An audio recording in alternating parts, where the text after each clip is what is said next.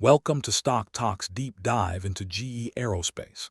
This is one of the world's largest suppliers of engines, components, and systems for commercial and military aircraft, operating in a duopoly market dominated by a handful of global players.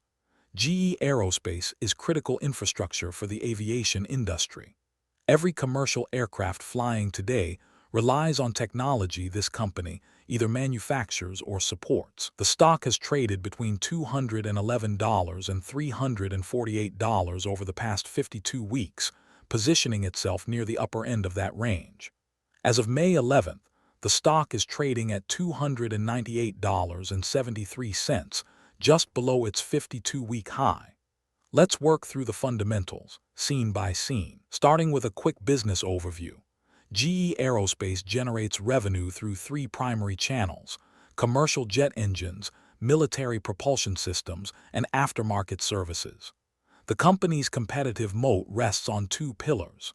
First, enormous barriers to entry, the engineering complexity, certification requirements, and capital intensity of aircraft engine manufacturing create a fortress that has kept this market consolidated to just a handful of players for decades. Second, sticky, long-term revenue streams from aftermarket services and spare parts, which generate recurring cash flow and high margins once an aircraft is in service. The StockTok score is 54 out of 100, a hold rating. Breaking this down, valuation scores 10 out of 20, indicating the stock trades at a premium. Financial health rates 14 out of 20, suggesting moderate strength but some leverage.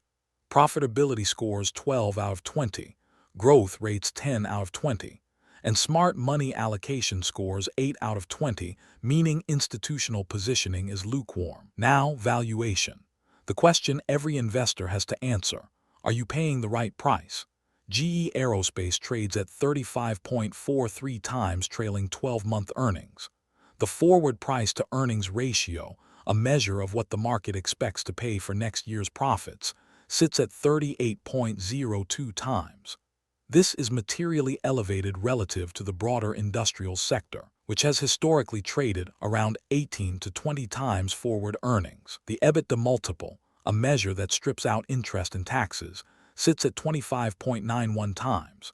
These are expensive multiples. The company's price-to-sales ratio is 6.48 times, meaning investors pay $6.48 for every dollar of annual revenue.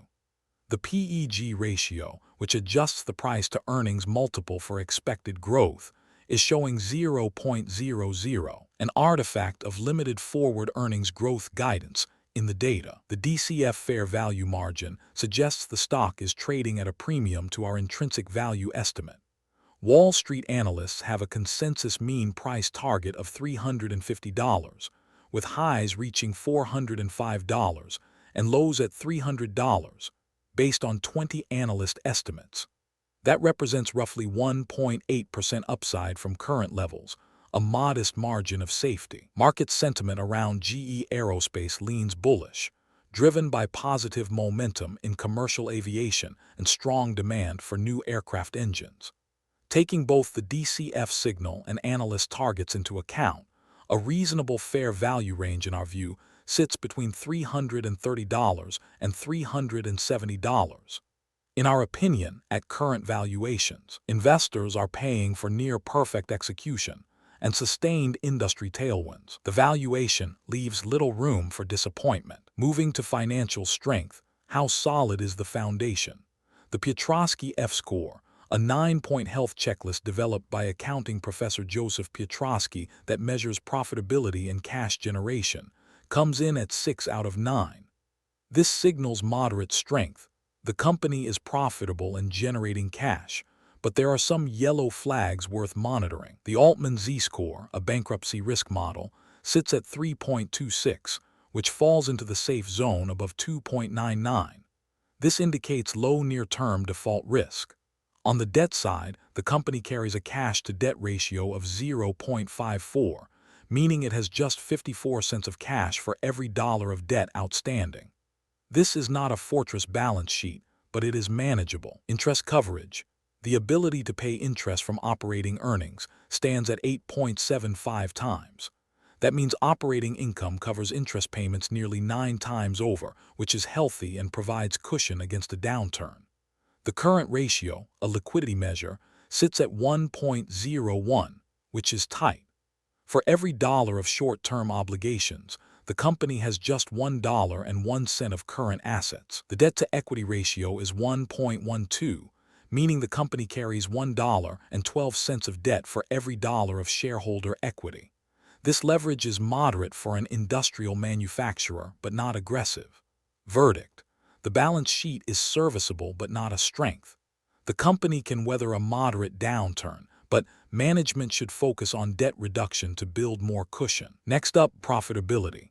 Is this business actually making money efficiently? Return on invested capital, or return on invested capital, is 6.70%. This is the fundamental measure of how effectively management deploys shareholder capital to generate profits. A return on invested capital of 6.7% is underwhelming. It barely exceeds the cost of capital in a normalized interest rate environment, and suggests the company is not generating exceptional economic value relative to the capital invested in it. The gross margin, profit after direct costs of goods sold, is 31.15%. Operating margin, which measures what percentage of sales becomes operating profit after accounting for all operating expenses, is 18.63%. This is strong and reflects the company's pricing power and operational efficiency in a duopoly market. Net margin, the bottom line profit per sales dollar, is 17.86%. Free cash flow margin, which measures cash generation after capital expenditures, is 15.43%. This is healthy and demonstrates the business converts sales into real cash. The margin stack, gross down to operating down to net down to free cash flow, tells a coherent story.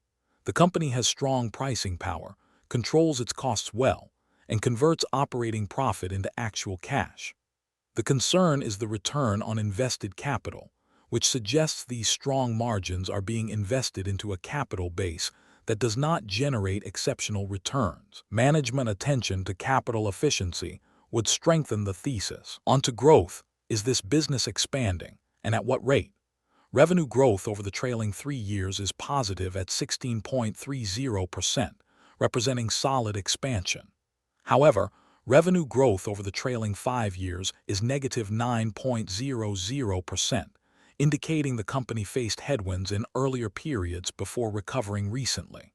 This is a company in recovery mode rather than in secular decline. Book value growth, the growth of shareholder equity, has contracted by 16.80% over the trailing 3 years, a worrisome signal that retained earnings are not building shareholder value.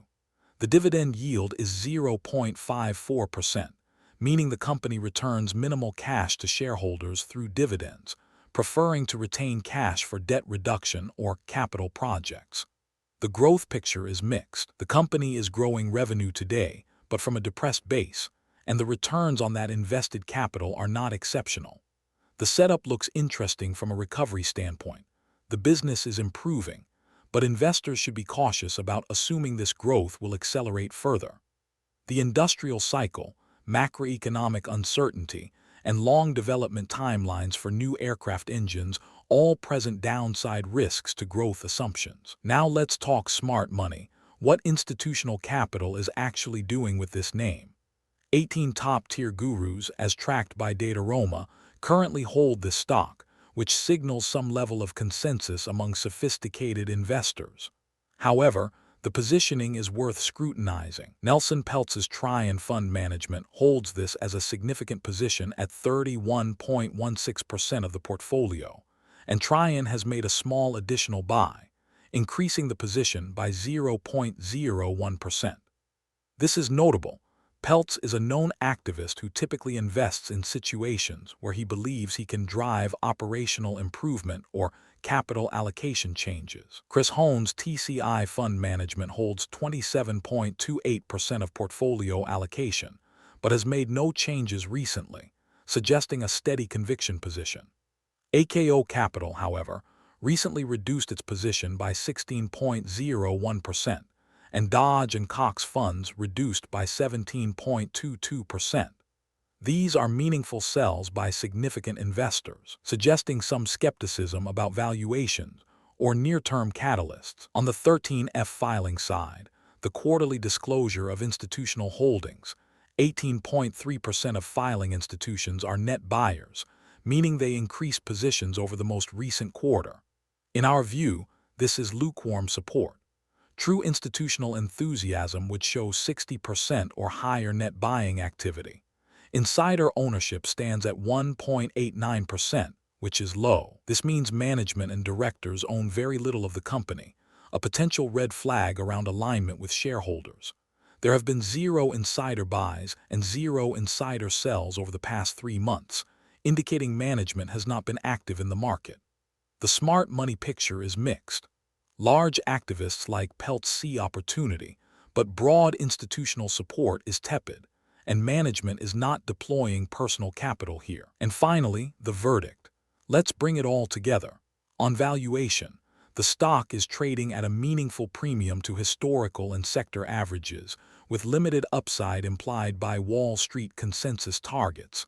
On financial strength, the balance sheet is serviceable but not a fortress. Leverage is moderate and manageable, but debt reduction should be a priority. On profitability, the company generates strong margins and converts sales into cash, but return on invested capital is underwhelming and suggests capital efficiency could improve.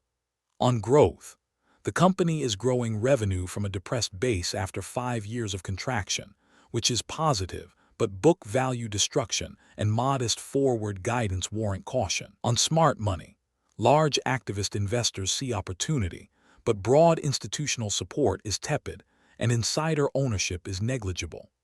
In our view, a fair value range for GE Aerospace sits between $330 and $370, representing roughly 1% upside to 1% downside from current levels, a flat risk-reward profile. The thesis rests on stable to accelerating demand for commercial aviation, and the company's ability to convert strong margins into cash returns to shareholders. The bear case rests on valuation risk if growth disappoints, the industrial cycle turns, or macroeconomic uncertainty pressures aircraft orders. At current levels, this warrants caution in our opinion. Everything in this video is our interpretation of publicly available data, not financial advice. Please consult a licensed financial advisor before making any investment decisions. That's the deep dive on GE Aerospace. Like and subscribe so we can keep providing you with no-nonsense, data-driven analysis of stocks. We will keep updating our videos as soon as new data that affects the stock becomes available.